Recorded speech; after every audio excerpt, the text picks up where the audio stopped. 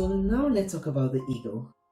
I have done quite a few videos in the past about the ego, but it is important we cover it again in this course.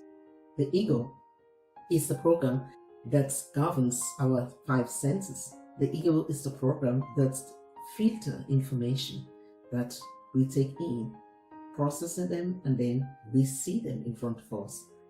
If you take the ego out, you will see a different world. You will relate to people differently.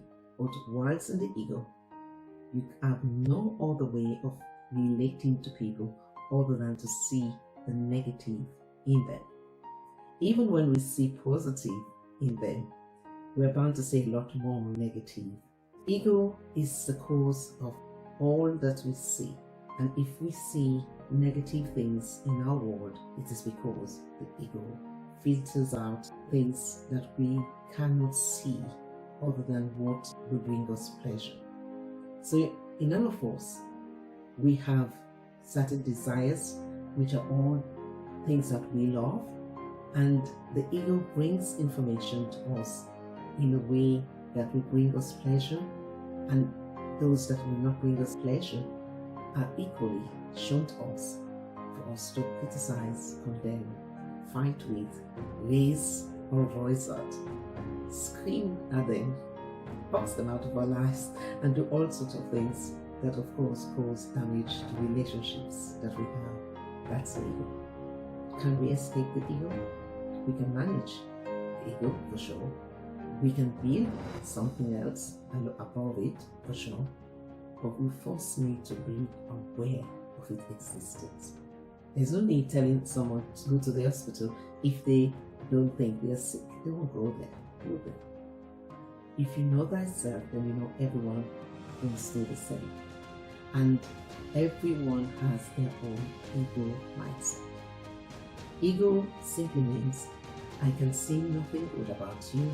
I can only see the worst of you. Even when I see something good about you, I am going to try and use it for my benefit.